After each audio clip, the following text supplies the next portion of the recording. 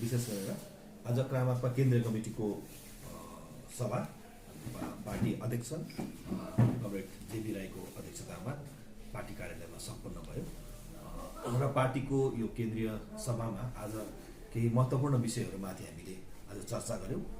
सर्वप्रथम पार्टीका नवनिर्वाचित केन्द्रीय कमिटी सदस्य कमरेड केडी राईको असामयिक निधन सँगसँगै आज बिहान मात्रै सिक्किमका पूर्व सांसद सद्य भीम दाहालज्यूको निकै लामो बिमारीपछि उहाँको निधन, जो सिक्किमका एकजना राजनीतिज्ञ सँगसँगै एकजना साहित्यकार थिए, उहाँ द्वयको निधनप्रति आज केन्द्रीय सभाले गहिरो रूपमा आज हामीले समवेदना प्रकट गऱ्यौँ, श्रद्धाञ्जली चढायौँ। सँगसँगै सिक्किमका मुख्यमन्त्री पीएस गोलेज्यूका पिताज्यूको पनि निधन यही अवधिमा भएको कारणले गर्दाखेरि हामी तीनैजनाको मृत्युमा श्रद्धाञ्जली उहाँहरूलाई अर्पण गऱ्यौँ। यो पछि हामीले विशेष गरेर आजको सभामा आज संसारको जुन क्राइसिस देखा परिरहेको छ, रुसले युक्रेनमाथि जुन हमला गरेर त्यहाँनिर अब एउटा ज्यानमालको क्षति भइरहेको छ, एउटा विश्वयुद्धको स्थिति देखा परेको छ, यो घटनामाथि पनि आज केन्द्रीय कमिटी गम्भीर रूपमा चिन्ता व्यक्त गरियो र यसरी एउटा राष्ट्रको सार्वभौमिकतामाथिको हमला, यो मानवतामाथिको हमला, एउटा सोभरेनिटीमाथिको हमला भएको आजको केन्द्रीय कमिटीले यस विषयमा चर्चा गरेर संसारको जुन चाहिँ युनाइटेड नेसन्स छ, युनाइटेड नेसन्स सँगसँगै मानव अधिकारवादी सङ्गठनहरू थुप्रै भएको भए तापनि यो युद्धको अवधिमा ती जम्मै संस्थाहरू आज निष्क्रियको अवस्था देखा परेको छ। त्यसले गर्दाखेरि हामी ती युद्धमा होमिएका राष्ट्रहरू प्रमुखहरूलाई, संसारभरिका ती प्रमुख राष्ट्र नायकहरूलाई हामी आह्वान गर्न चाहन्छौँ कि चाँडोभन्दा चाँडो शान्ति स्थापना गरेर यो देशलाई, यो संसारलाई विश्वयुद्धको मुखबाट बचाउने हामी अपिल गर्दछौँ। र यो सँगसँगै अन्य विषयहरूमा तपाईँहरूलाई आजका सभाको सभापति सँगसँगै पार्टीको अध्यक्ष आदरणीय कमरेड जेबी राईले तपाईँहरूलाई विस्तृत रूपमा जानकारी गराउनुहुनेछ।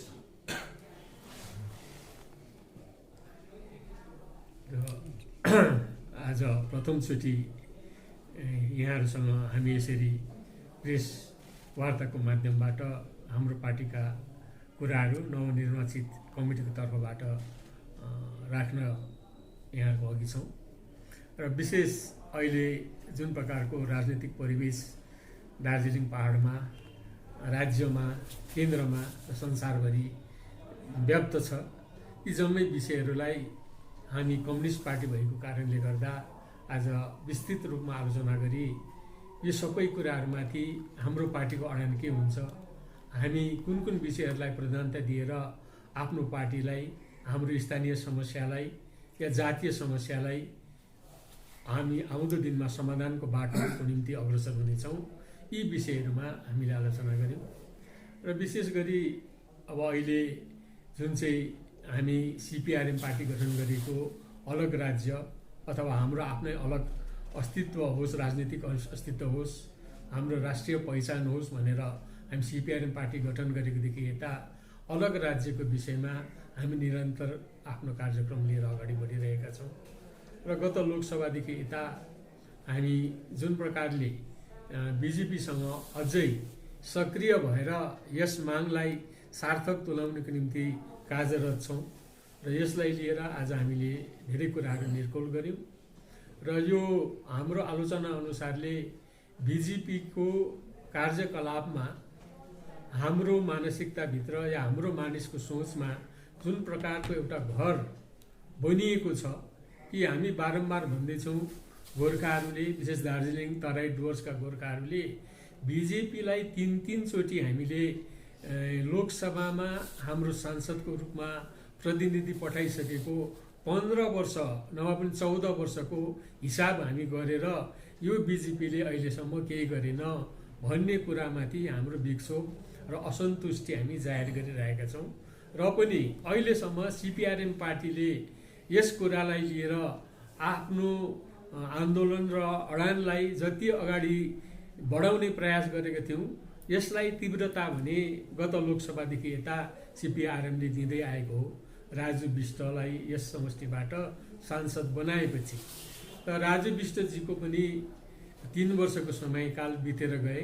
त अहिलेसम्म उनीहरूको चुनाव घोषणा पत्रमा भएका 2टा विशेष कुराहरू पिपिएस र 11 जात गोष्ठीको कुरा त्यति चिताए जस्तो प्रकारले केही ठोस हुन नसकिरहेको अनुभव हामी गरिरहेका छौँ, जसको प्रतिफल अहिले हामीले हाम्रो पहाडको राजनीतिभित्र एकपछि अर्को यसको तिक्तता भोगेका कुराहरू हामी देखिरहेका छौँ र त्यो तिक्तता हामी आफै पनि भोगिरहेका छौँ।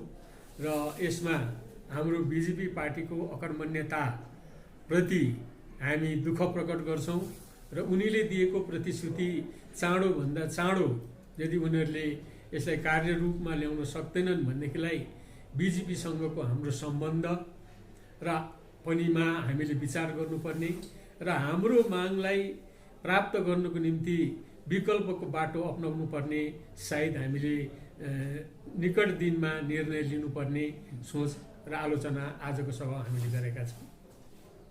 र दार्जिलिङ नगरपालिकाको भर्खरै बितेको चुनावको प्रतिफल तपाईहरु सबैलाई थाहा छ, जनतालाई थाहा छ।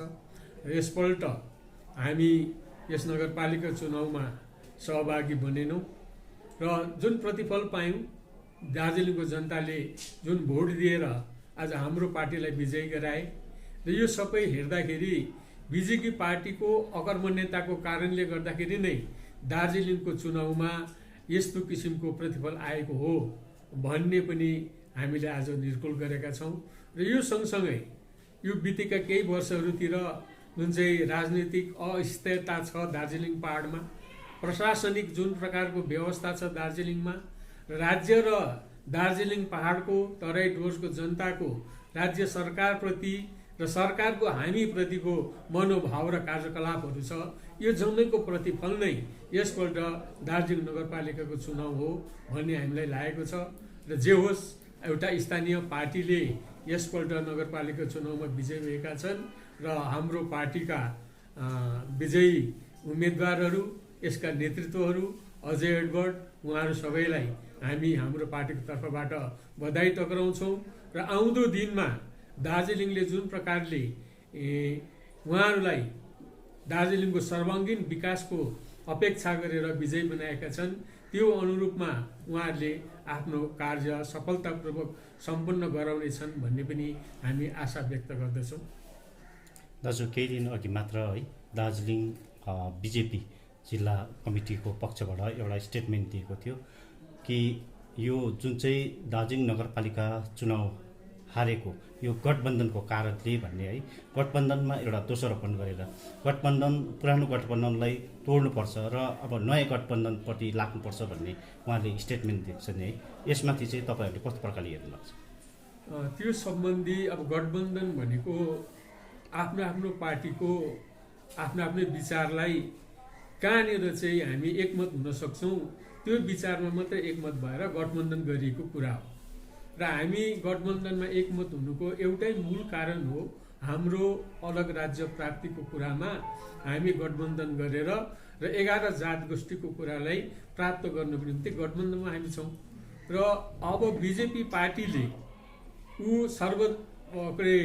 बृहत पार्टी हो देशको र उसको सरकार पनि छ, त्यो सरकारको पार्टीको एकजना व्यक्तिले एउटा गठबन्धनको राजनीतिक पार्टीलाई अब हामी गठबन्धनमा बस्दैनौँ भन्ने सायद बिजेपी पार्टीको आफ्नो स्वतन्त्र अधिकारको कुरा हो।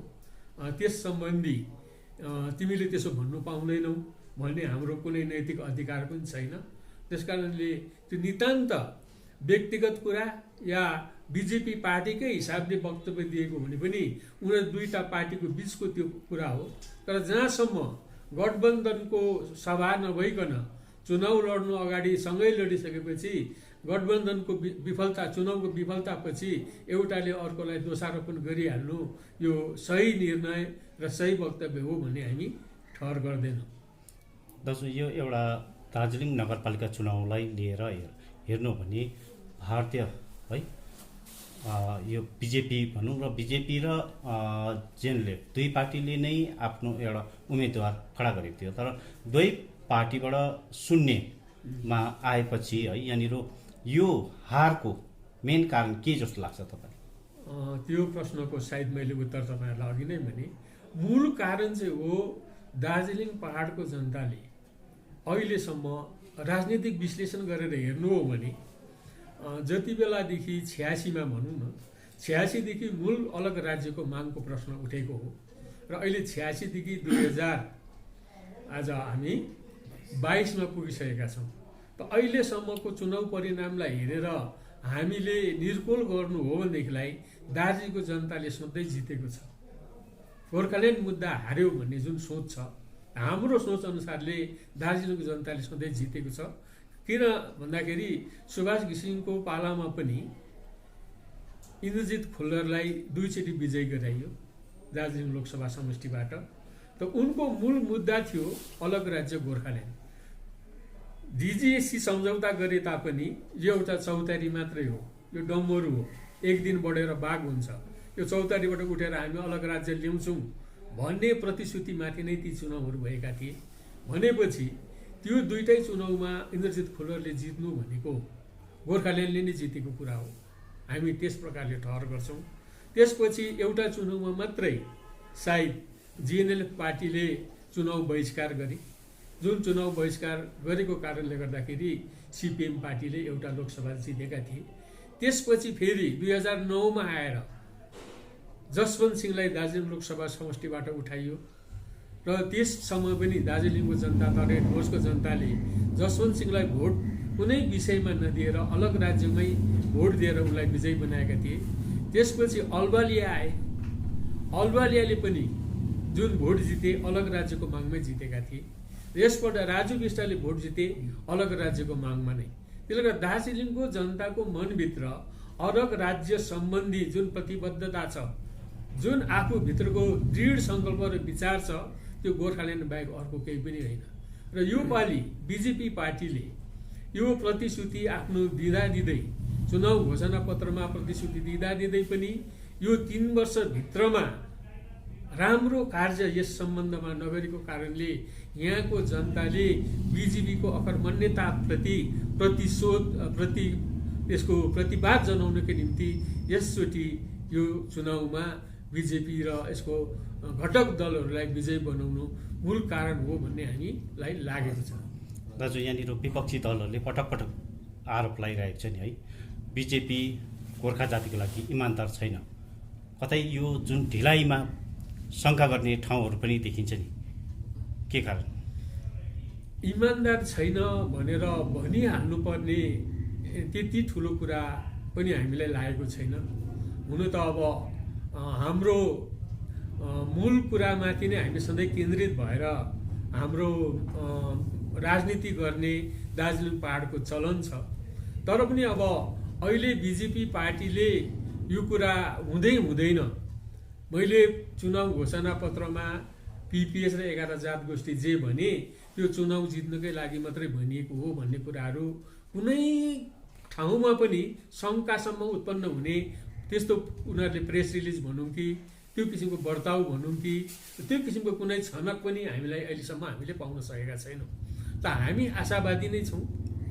हाम्रो दक्षता, हाम्रो क्षमता, हाम्रो ल्याकत अनुसारले हामी जे जति गर्न सक्छौँ गरिराखेका छौँ। त्यो हिसाबले उनीहरूले जे जति हामीलाई दिनुपर्ने थियो दिनुपर्छ, त्यो हाम्रो दाबी हो। त्यसमाथि अझै पनि उनीहरूले केही गर्छ भन्ने कुरा हामी छौँ र उनीहरू हामीप्रति इमान्दारिता छैन भन्ने शङ्का हुनु स्वाभाविक कुरा, जुन कुरो अहिले मैले भने त्यसकै प्रतिफल त अब दार्जिलिङ नगरपालिकाको चुनावको अवस्था हो। र यसले गर्दाखेरि अब उसले गर्दैन, ऊ हामीमाथि विश्वासिलो छैन, उनीहरूले हामीलाई धोका दिन्छ भनिहाल्ने किसिमको स्थिति चाहिँ अहिलेसम्म सायद भइहालेको छ जस्तो लागेको छैन हामीलाई। यो पिपिएसलाई लिएर प्रथम वार्ता भइसकेको छ भने दोस्रो वार्ता यो दीपावलीको पछि भन्ने थियो र अहिलेसम्म कुनै अत्तो छैन नि। यसमा ढिलाइ भइरहेको छ, के कारण जस्तो लाग्छ? यसलाई फेरि तपाईँहरूको अलायन्स पार्टीले यसलाई दबाउ दिने के कस्तो योजनाहरू छैन? यस सम्बन्धी अस्ति 6 तारिक फरवरीको दिन मात्रै हामीले हाम्रो लोकसभा समष्टि जसले चाहिँ अब प्रतिश्रुति दिएकै थिए, तपाईँहरू सबैलाई थाहा छ, महाकाल बाबाको अगाडि कसम खाएर गोर्खाल्यान्ड ल्याउँछु भनेर प्रतिश्रुति दिएकै सायद फलस्वरूप दार्जिलिङको जनताले उनलाई या बिजेपीलाई 4 लाखभन्दा बेसी भोटले जिताएका थिए र हामी केन्द्र सरकारसँग हाम्रो मागलाई लिएर वार्तालाप गर्नुपर्ने या केन्द्र सरकारसँग हाम्रो जुन दाबी छ त हामीले उठाएर जिताएकै सांसद हामीसँग भएको कारणले र उनी अहिलेको सरकारकै पार्टीको सांसद भएको हुनाले उनको माध्यमबाट नै यो समस्याको समाधान खोज्नु हामीलाई धेरै सजिलो पर्ने र त्यो उसको जिम्मेवारी पनि हो र हामी पनि आफ्नो प्रतिनिधि पठाइसकेपछि हामी आफै एक्लै दुबिरेर 4 पटि गई हेर्नुपर्ने सायद आवश्यकता पनि पर्दैन भन्ने लागेकोले उनीसँग हामी पटक पटक बात मारिरहेका छौँ। अस्ति 6 तारिक फरवरीको दिन मात्रै उनलाई हामीले भेटेर यस सम्बन्धी कुराकानी गऱ्यौँ। यो ढिलाइ हुँदैछ। तपाईँको सरकारले पार्टीले आफैले चुनाव घोषणा पत्रमा दिएको प्रतिश्रुतिलाई तपाईँहरूले कार्यरूपमा गर्नु किन ढिलो गर्नु हुँदैछ भन्ने प्रश्न गऱ्यौँ र उहाँले भन्नुभएको थियो सायद फरवरी दोस्रो साताभित्रमा तपाईँहरूसँग हामी भेटघाटको कार्यक्रम मिलाउँदैछौँ भन्ने उहाँको भनाइ थियो र हामीले अलिकति स्पष्ट रूपले उहाँहरूलाई हामीले जनायौँ कि यो ढिलाइ 2024लाई त प्रतीक्षा साँचेको त होइन। त्यसै कारण हामीले उहाँलाई भन्यौँ हाम्रो समष्टिको संसदको प्रतिनिधिको हिसाबले तपाईँ रुलिङ पार्टीको पनि संसद भएको हुनाले तपाईँमाथि ठुलो जिम्मेवारी छ। एउटा त संसदको हिसाबले तपाईँले आफैले पनि दार्जिलिङमा कसम खाइसक्नु भएको छ र तपाईँले म गोर्खाको छोरा हो र यसलाई पार नलगाई म छोड्दिनँ भन्ने पनि वक्तव्यहरू दिइसक्नु भएको छ र ढिलाइ भएकोले हाम्रो चाहिँ असन्तुष्टि छ। त्यसकारणले गर्दा अब तपाईँले झट्टै अर्को फेरि सभा राख्ने भन्ने कुरा गर्नुहुँदैछ। जुन प्रश्न तपाईँले गर्नुभयो, पहिलो वार्ता भयो, दोस्रो वार्तामा ढिलो हुँदैछ भन्ने कुरामा हाम्रो अडान चाहिँ हामीले राखेको छौँ उहाँहरूलाई।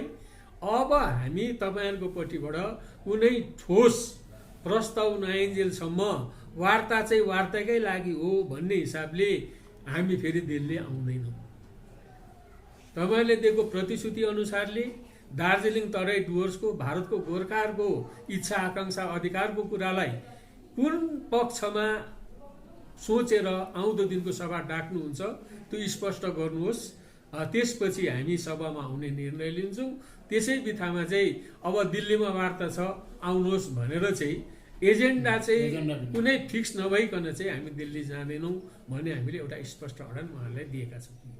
पहिलो वार्तामा तपाईँको भनाइअनुसार पहिलो वार्तामा ठोस कुनै एउटा राखिएन भनेपछि तपाईँ होइन, पहिलो वार्तामा त पिपिएस विषयमा हामीले जान्नु पनि पर्ने थियो, भन्नु पनि पर्ने थियो केन्द्र सरकारलाई। तर अहिलेसम्म यो पिपिएस को खुलासा पनि गरिएको छैन नि। वास्तविक पिपिएस के हो त? केन्द्रीय सरकारबाट जुन पिपिएस को कुरा उठान भइरहेछ यो वास्तविक पिपिएस के हो? यहाँनिर सँगसँगै राज्य स्तरीय पिपिएस को पनि उठान भइरहेछ। कतै राज्य र केन्द्र सरकार दुई पक्ष मिलेर राज्यभित्रकै व्यवस्था भित्राउने त होइन पाहाडमा? अब त्यो चाहिँ शङ्काको कुरा मात्रै हो, शङ्कामाथि उपशङ्का पनि हुन्छ है। हामीले बुझेको र जानेको प्रचार प्रसार गरेको र उम्मेदवार आफैले आफ्नो घोषणा पत्रलाई स्वीकार गरेर त्यसको व्याख्यान गरेको पनि पिपिएस भनेको चाहिँ अलग राज्य हो भनिएको कुरामा हामी अहिलेसम्म अडान राखेरै बसेको छौँ। र त्यसमा अब केन्द्रले कसरी अडान लिन्छ र उसले राज्य सरकारकै सरसल्लाह गरेर त्यस्तै व्यवस्था दिन्छ भन्ने कुरा जस्तो मैले अहिले तपाईँहरूलाई भने स्पष्ट कुनै लाइनमा यदि सर्वसभा राखिँदैन भने त्यो माथि अब हाम्रो अडान सायद हामीले के गर्नुपर्छ त्यो तपाईँहरूलाई हामी जानकारी दिएको छौँ भनेर हाम्रो सांसदलाई जताइसकेका छौँ। र अब राज्यलाई सोध्नै हुँदैन भनेर पनि अब हामी त्यो अडान पनि हामी राख्दैनौँ। किनभने अब फेडरल स्ट्रक्चरमा स्टेट र राज्यको रिलेसन पनि त मेन्टेन त गर्नैपर्छ, त्यो त हुन्छै हुन्छ। त केन्द्रले चाहिँ अब राज्यलाई सोध्यो भन्दैमा अब राज्यसँगै मिलेर केही दिने रहेछ, त्योभन्दा ठुलो चाहिँ केही दिँदैन भन्ने निष्कर्षमा हामी पुगिहालेका छैनौँ। किनभने अलग राज्य यसको अघि पनि बनियो। अब लालु प्रसादले जुन वक्तव्य दिन्थ्यो झारखण्ड बनिनु पर्दाखेरि, तमिलनाडु राज्य बनिँदाखेरि तमिलनाडु सरकारले जुन वक्तव्य दिएको थियो, तर केन्द्र सरकारले उनीहरूलाई सोधेकै हो। नसोधिकन केन्द्रले आँखा चिम्म गरेर नयाँ 2टा राज्य जन्माएको होइन यो। उनीहरूको त्यो राज्य सरकारलाई सोधेर उनीहरूको प्रचण्ड विरोध हुँदाहुँदै पनि केन्द्र सरकारले त्यो 2वटा राज्यहरू गठन गरे र एउटा प्रक्रिया हो। राज्य सरकारसँग कुराकानी गरेर राज्य सरकारको अडान के छ त्यो जान्ने उनीहरूको अधिकार र त्यो एउटा प्रोसिड्युर पनि हो, त्यसलाई फलो गरिएको छ। त्यसमाथि नै हामीले निर्णय लिएर अब नहुने रहेछ भनेर हातखुट्टा छाड्ने कुरा आउँदैन। हाम्रो सिपिआरएमको अडान त हो, जबसम्म हाम्रो समस्याको समाधान हुँदैन, हाम्रो प्रब्लमलाई जबसम्म एड्रेस गर्दैन, तबसम्म हामी यो मुभमेन्टलाई, यो आन्दोलनलाई, हाम्रो मागलाई, हाम्रो अधिकारको कुरालाई जारी राख्नेछौँ। यो हाम्रो कुरा हो। दिँदैन रहेछ, हुँदैन रहेछ, खोइ दिल्लीमा त कतिचोटि गयौँ, यसले त भाकै टिपेन भनेर यता लाग्नु हुँदैन, अब यता लाग्नुपर्छ भनेर अहिले जुन किसिमको नयाँ राजनीतिक पार्टीहरू दार्जिलिङ पहाडमा जन्मेर आफू पनि उतै घुमेर उतैको गुणगान गरेर जो बसिरहेको छ, त्यो हुतिहाएर राजनीति गर्नु हाम्रो निम्ति, गोर्खाको निम्ति साह्रै राम्रो कुरा हामीलाई लागेको छैन। पहाडवासी गोर्खा जातिले कहिलेसम्म प्रतीक्षा साँच्नुपर्ने हो यो पिपिएस हजुर छुट्टै राज्य गोर्खाल्यान्डको निम्ति? अब त्यो चाहिँ सरकारले भन्नुपर्ने कुरा हो। किन हामी त आजै देऊ, भरै देऊ, भोलि देऊ नै भनिरहेको छौँ। जति छिटो अलायन्स पार्टीले यसलाई दबाउ दिने कार्यहरू भएको छ कि छैन? अनि त्यही त दबाउ दिने कार्यक्रम मैले तपाईँलाई भने 6 तारिक फेब्रुअरीमा हामीले स्पष्ट अडान गरेर उनको भनौँ भने उनको अलायन्स पार्टीले कहिलेसम्म चाहिँ यसलाई प्रतीक्षा साँचेर बस्ने, यो 2024 को प्रतीक्षा नै गर्ने हो कि भन्ने? होइन, त्यस्तो टाइम लिमिट गरेर अब हामीले यति तारिकसम्म दिएन भने चाहिँ ठिक हुँदैन भन्ने हाम्रो केही अडान छैन। छिटोभन्दा छिटो देऊ है। 2024 को अगाडि उनीहरूले दिन्छ भने चाहिँ वेल एन्ड गुड, या 2023 भित्रै 22 भित्रै दिन्छ भने चाहिँ वेल एन्ड गुड, हामी स्वागत गर्छौँ। तर हाम्रो माग हो छिटोभन्दा छिटो, चाँडोभन्दा चाँडो हाम्रो एस्पिरेसनलाई चाहिँ र तिम्रो कमिटमेन्टलाई यो ढिलै गरिरहेको छ। त्यसैले गर्दाखेरि 2024 नागे भन्ने तपाईँहरू अलायन्सको लागि के सोच राख्नुहुन्छ? अब त्यो समय कालले निश्चय नै हामीलाई होइन, र यहाँको जनताले, यो त पार्टीको सोच र अडानको कुरा मात्रै छैन, भारतीय गोर्खाहरूको राजनीतिक होइन सुरक्षा र राष्ट्रिय चिनारीको प्रश्नको कुरा हो। र कुनै एउटा पार्टीले या कुनै एउटा ग्रुपले, कुनै एउटा ठुलो म नेता हुँ गोर्खाको भन्ने मान्छेले यति तारिक दिनसम्म भएन भने म यसो गर्छु उसो गर्छु भनेर त्यो फोकमबुसे वक्तव्य दिने आवश्यकता साह्रै हामीलाई लाग्दैन। किनभने दिने र लिनेको बिचमा जुन एउटा सौहार्दपूर्ण वातावरणभित्र हामी यसलाई हासिल गर्ने प्रयास गर्दैछौँ। त उनीहरूको पट्टिबाट अहिलेसम्म ढिलाइ गर्नुको कारण के हो त्यो उनीहरूले बुझ्छ। हामी अड्कलबाजी लाउँदैछौँ, यसकारण पो ढिलाइ गरेको हो कि त्यसकारण पो ढिलाइ गरेको हो कि भन्ने सोच मात्रै हो। तर दिनुपर्ने जिम्मेवारी उसको पनि हो, माग्नुपर्ने अधिकार हाम्रो हो। हामी अधिकार माग्दैछौँ, जिम्मेवारी उसको हो दिने। तपाईँले भनिराख्नु भएको छ नि है, यो पिपिएस भनेको हामीले सम्झाएको पनि बुझेको पनि छुट्टै राज्य गोर्खाल्यान्ड भन्दै हुनुहुन्छ। त्यसो भए यो पिपिएस किन चाहिँ यसमा गोर्खाल्यान्ड शब्द मेन्सन गरिएको छैन त? यसलाई गोर्खाल्यान्ड सिधै मेन्सन गर्नु सकिन्थ्यो नि त, तर त्यसलाई गोर्खाल्यान्ड छुट्टै राज्य मेन्सन नगरेर पिपिएस मेन्सन गरियो नि, के कारण? त्यो समयकालभित्र जति बेला हामी चुनावको प्रक्रियामा जाँदै थियौँ है, र हाम्रा धेरैवटा राजनीतिक पार्टीहरू एकमुख भएर बिजेपीको सरकारलाई हाम्रो माग सम्बन्धी तिमीहरूको अडान के छ भनेर भन्दाखेरि दार्जिलिङ तराई डुवर्स गाभिएर चाहिँ उनीहरूको स्थायी राजनीतिक समाधानको कुरा उठाउँदाखेरि हामीले अर्थ लगाएको हिसाबले हो भने दार्जिलिङ तराई र डुवर्स लगाएर स्थायी राजनीतिक समाधान भनेको त अलग राज्य गोर्खाल्यान्ड बाहेक अर्को हुँदैन, नोमेनक्लेचर हो अर गोर्खाल्यान्ड शब्द। त यो शब्दको इन्टरप्रिटेसनलाई नै हेर्नु हो भने त अलग राज्यै हो नि त हामीले चाहेको त।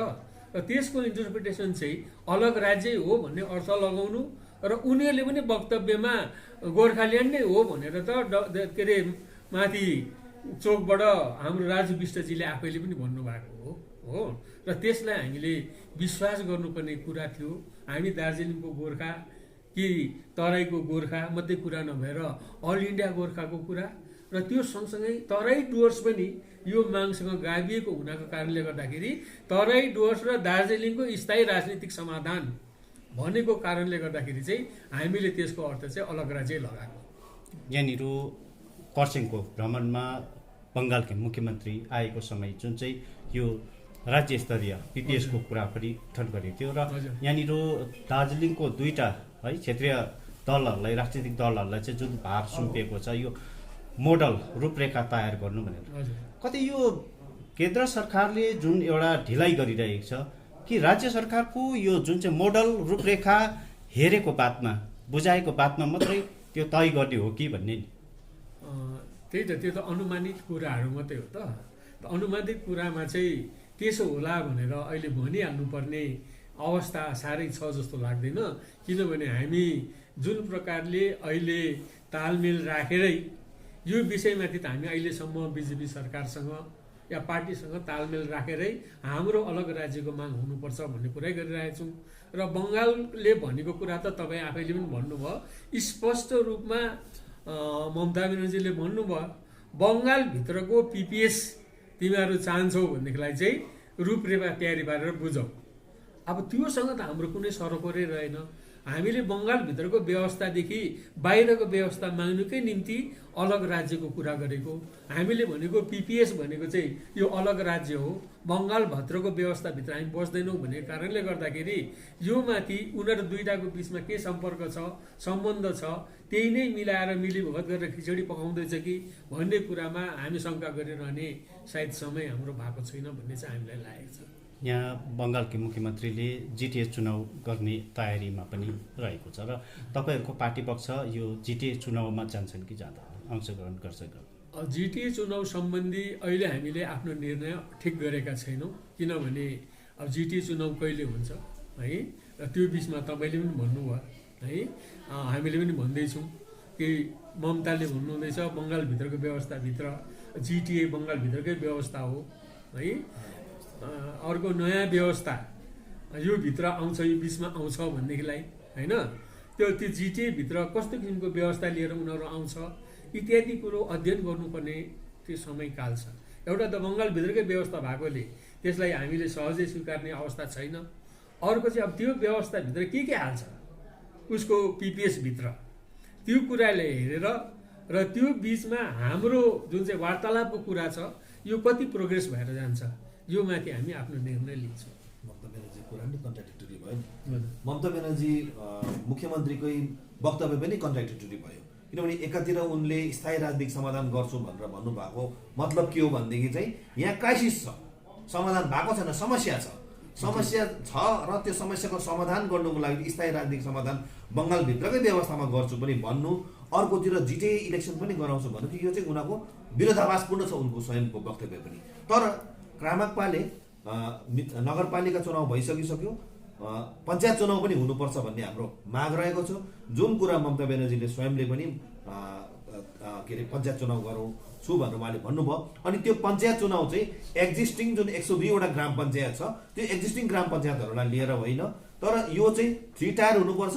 अनि दार्जिलिङ जिल्लाको ग्राम पञ्चायत के अरे जिल्ला परिषद, कालिम्पोङको जिल्ला परिषद, यसलाई स्पष्ट रूपमा सरकारको जुन आदेश छ पञ्चायत एक्ट छ त्यो पञ्चायत एक्टलाई पूर्ण रूपमा यसलाई संशोधन गरेर नयाँ रूपमा पञ्चायतको चुनाव गराउनुपर्छ भन्ने हाम्रो माग हो। जसमाथि हामीले एउटा प्रपोजल पनि पञ्चायतहरू कतिवटा पञ्चायत हुनुपर्छ, कतिवटा ब्लक हुनुपर्छ, बाइफर्केसन भएर कुन रूपमा आउनुपर्छ, कतिवटा महकुमा परिषद अथवा जिल्ला परिषदहरू हुनुपर्छ भन्ने एउटा प्रपोजल पनि हामीले अलरेडी गभर्मेन्टलाई पठाइसकेका छौँ। त्यही रूपमा पञ्चायत इलेक्सन पनि हुनुपर्छ भन्ने हाम्रो अडान हो।